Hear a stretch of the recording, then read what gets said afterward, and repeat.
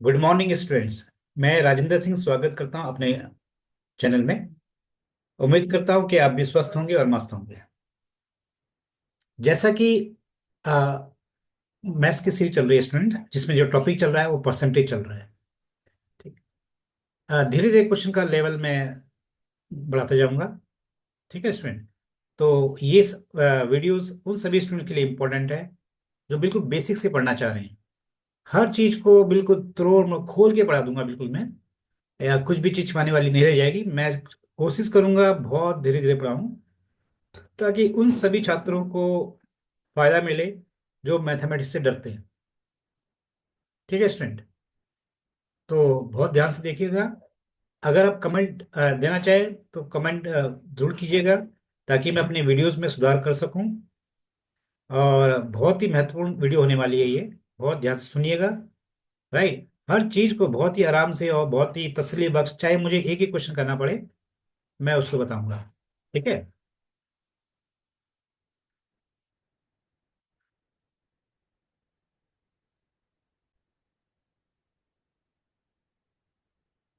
देखिए स्टूडेंट, ये question number second हम करने जा रहे हैं, जो बैंकिंग के एग्जाम में आया हुआ प्रीवियस के ईयर्स का क्वेश्चन है। तो देखते हैं कैसे करते हैं इस क्वेश्चन को। ठीक है स्टूडेंट। बहुत ध्यान से इस क्वेश्चन को पढ़िएगा आप। देखिए।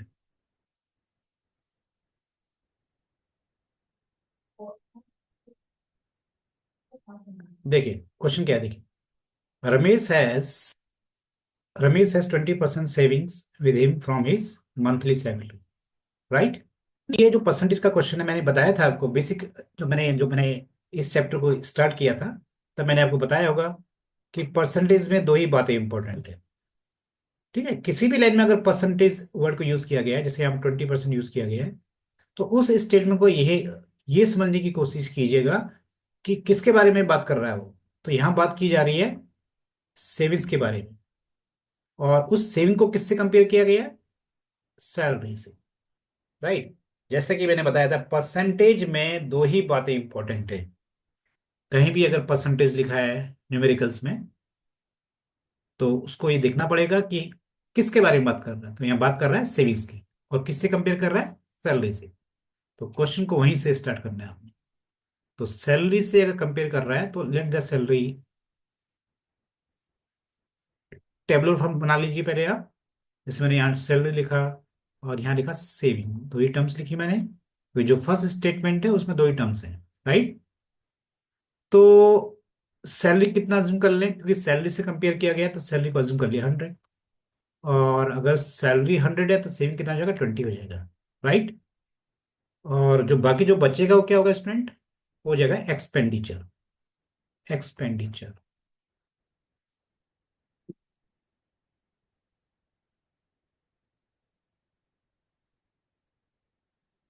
राइट। ये हो गया आपका एक्सपेंडिचर। तो 100 अगर सैलरी है, 20 सेविंग है, तो बाकी बचा जो वो सब एक्सपेंडिचर। राइट। एक्सपेंडिचर हो गया 18। 80। Right student. अगली लाइन पढ़ते हैं स्टूडेंट। अगली लाइन में लिखा हुआ है कि if expenditure on clothing is 25% of 1/4 of all the expenditure. जितना भी एक्सपेंडिचर था उसके 1/4 का 25%। तो यहाँ पे ध्यान देने वाली बात यहाँ पे ये है कि जो एक्सपेंडिचर किया गया था क्लॉथ में, राइट, जो ये एक्सपेंडिचर क्या है? टोटल एक्सपेंडिचर है। This is total expenditure. Right. इस एक्सपेंडिचर का मतलब है टोटल एक्सपेंडिचर है। क्योंकि एक्सपेंडिचर यानी खर्चा में बहुत सारी चीज शामिल होती हैं। क्लॉथ होती है, फूड होती है, और आपका बच्चों का खर्चा होता है, एजुकेशन होता है, बिजली के बिल होते हैं। राइट। उसमें से उसने एक खर्चा दिया हुआ है, वो खर्चा है क्लोथिंग का। वो क्लोथिंग का जो खर्चा है उसको 25% कह रहा है। इस 25% को किससे कंपेयर किया गया है? इस 25% को कंपेयर किया गया है ओवरऑल एक्सपेंडिचर के 1/4 से। क्या बोला मैंने? ओवरऑल एक्सपेंडिचर के 1/4 से। तो जो भी ओवरऑल एक्सपेंडिचर है उसका 1/4 आपको निकालना होगा। राइट। तो देखिए यहाँ पे ये आपका 80 है, राइट। इसका 1/4, आई थिंक 1/4, राइट। तो इस एक्सपेंडिचर का 1/4 एक्सपेंडिचर क्या होगा? तो 1/4 ऑफ 80 इज 20, राइट। तो जो क्लोथिंग का खर्चा है, क्लोथिंग, इस क्लोथिंग के खर्चे को वो इस क्वांटिटी से कंपेयर कर रहा है। तो इस क्वांटिटी को आप दोबारा से 100 एज्यूम कर लें। इसको मैंने अगर 100 एज्यूम कर लिया, तो क्लोथिंग में खर्चा कितना है स्टूडेंट? 25%। आई थिंक 25% है, चेक कर लेते हैं। यस, 25%। तो अगर 1/4 ऑफ द एक्सपेंडिचर 100 होता, तो क्लोथिंग में कितना खर्चा होता? 25, राइट। ठीक है। और उसके बाद चलिए अब इतना इसको सिंप्लीफाई कर लेते हैं पहले। सिंप्लीफाई करने का मतलब क्या है? We try to make them short, we try to make them short. देखिए, ये जो सारी टर्म्स हैं, 100, 20, 80, 20, ये सारे के सारे एक ही कंपैरिजन में है, यानी एक ही रो में, राइट। ठीक है। और दूसरी कंडीशन है 125 की, राइट। तो पहले तो ये देखेंगे कि ये लॉजिकली करेक्ट है कि नहीं। चलिए ऐसा करते हैं, पहले इसको शॉर्ट कर लेते हैं। शॉर्ट करने का मतलब है जो पहली रो है वो किस नंबर से कट रहे हैं।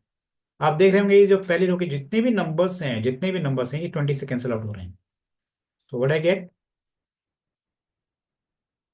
गेट, अगर मैं सबको 20 से डिवाइड कर दूं, ये आ जाएगा 5, ये आ जाएगा 4, 20, 1, देन 4, देन 1, राइट।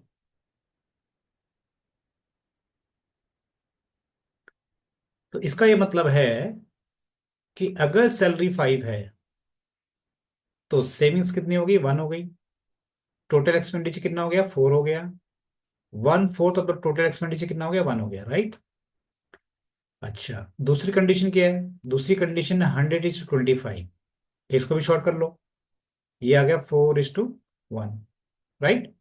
अब देखिए, यहाँ पे जो मैंने 1/4 ऑफ द टोटल एक्सपेंडिचर लिखा हुआ है, 1/4 ऑफ द टोटल एक्सपेंडिचर, यानी दिस क्वांटिटी, दिस क्वांटिटी, ये हमारा कितना आ रहा है? 1 आ रहा है फर्स्ट कुछ कंडीशन में, और सेकंड कंडीशन में कितना है? 4 है। Are they logically correct? No. So you have to make them equal. यानी अगर ऊपर वाली कंडीशन में 1/4 ऑफ टोटल एक्सपेंडिचर 1 है, तो यहाँ पे भी 1 बनाना पड़ेगा। अगर यहाँ पे 4 है, तो यहाँ भी 4 बनाना पड़ेगा। इसका मतलब है इस फर्स्ट कंडीशन को किससे मल्टीप्लाई कर देंगे? 4 से मल्टीप्लाई कर देंगे। तो 4 × 1 कितना हो जाएगा? 4 हो जाएगा।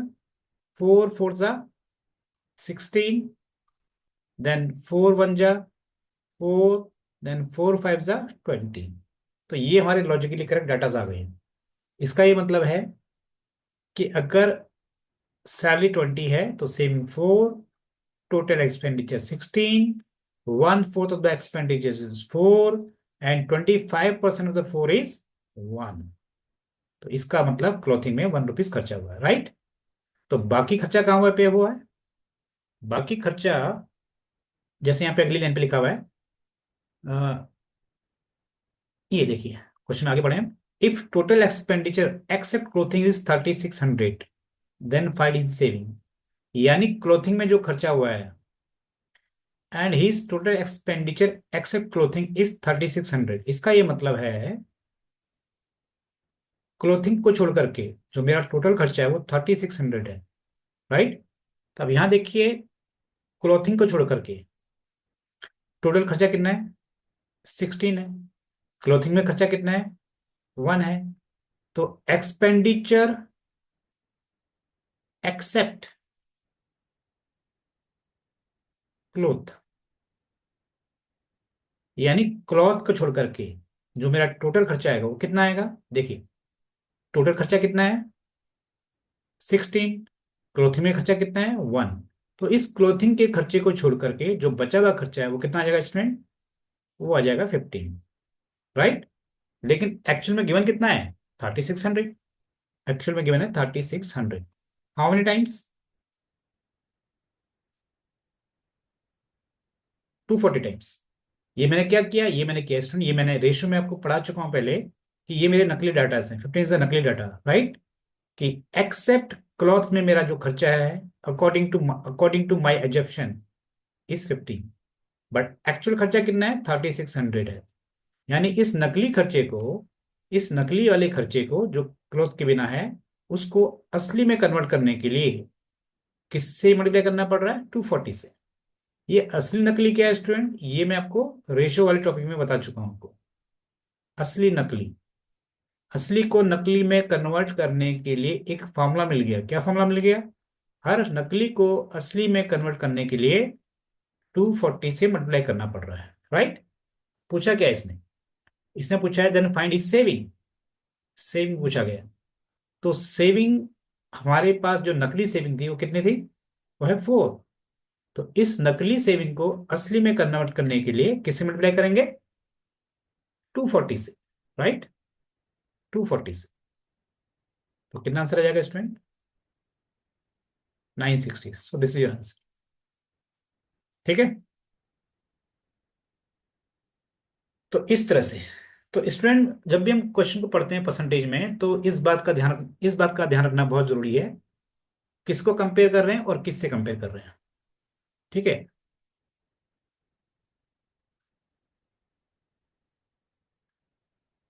तो कभी भी कोई भी क्वेश्चन परसेंटेज से रिलेटेड हो, तो परसेंटेज में अगर कोई भी वर्ड 20, जैसे 25% लिखा है, तो उसमें ये पता होना चाहिए 25 क्या है, इस 25% को किससे कंपेयर कर रहे हैं, राइट। अगर आप इस बात को समझ लेते हैं कि किसको कंपेयर किया जा रहा है, किससे कंपेयर किया जा रहा है, ये दो बातें अगर समझ लेते हैं आप, तो क्वेश्चन आप इजिली समझ सकते हैं, क्वेश्चन को इजिली सॉल्व कर सकते हैं with the help of ratio and proportion, right. चलिए अगला क्वेश्चन करते हैं स्टूडेंट।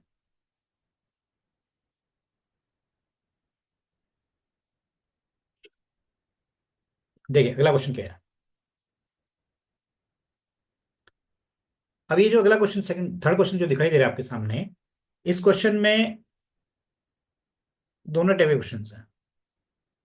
मतलब इसमें रेशियो की भी प्रॉपर्टीज यूज हो रही है और परसेंटेज वर्ड भी यूज हो रहा है, राइट। तो क्वेश्चन पढ़ते हैं पहले। तो क्वेश्चन क्या है, in a city 68% of the population is literate. तो जैसे मैंने यहाँ पे देखा कि यहाँ 68% लिखा है, तो मुझे समझना होगा ये 68 है क्या। तो 68 क्या है, ये लिटरेट पॉपुलेशन, यानी अनपढ़ों पढ़े लिखों की जनसंख्या। किससे कंपेयर किया जा रहा है, पॉपुलेशन से कंपेयर किया जा रहा है। तो जिससे कंपेयर किया जा रहा है उसी को 100 मानेंगे स्टूडेंट। तो सबसे पहले तो यहाँ पॉपुलेशन, टेबुलर फॉर्म में लिखेंगे हम, पॉपुलेशन। दूसरा क्या है, लिटरेट। अगर लिटरेट है तो इलिटरेट भी होगा, इलिटरेट, राइट।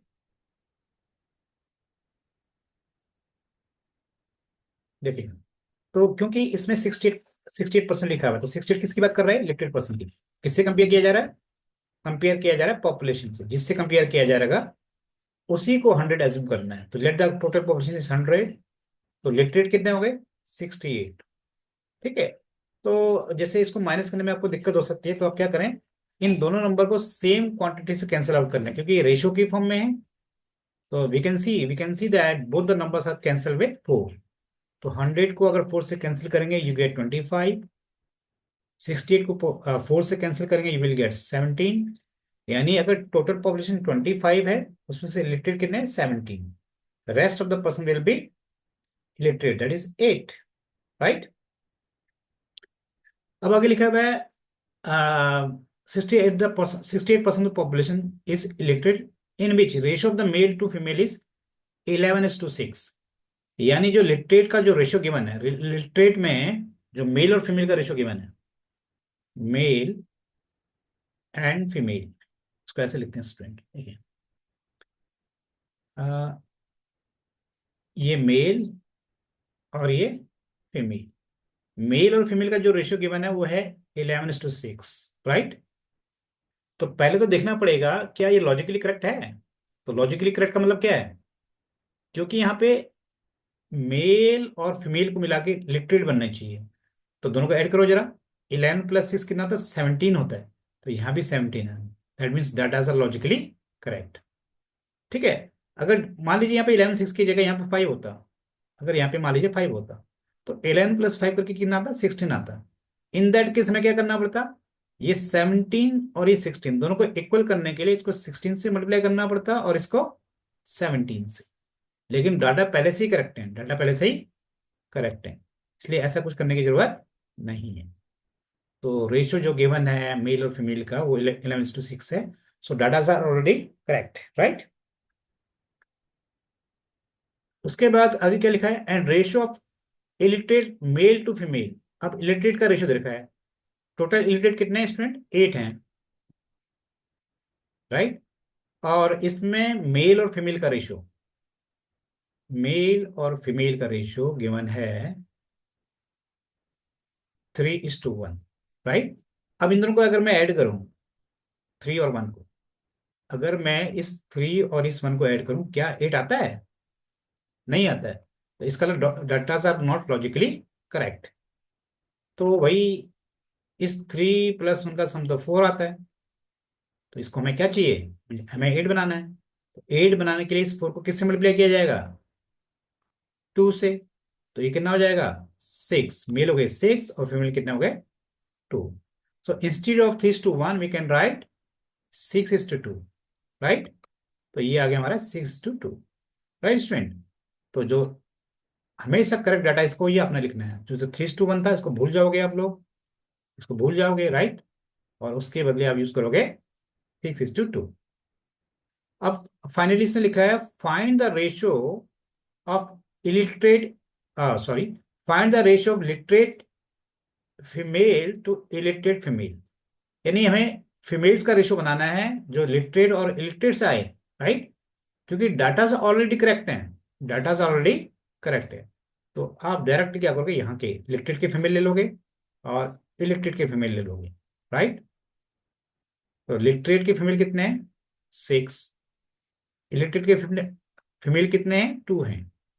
तो क्या रेशियो आ गया? 6:2, that is 3:1 is the correct answer, right student.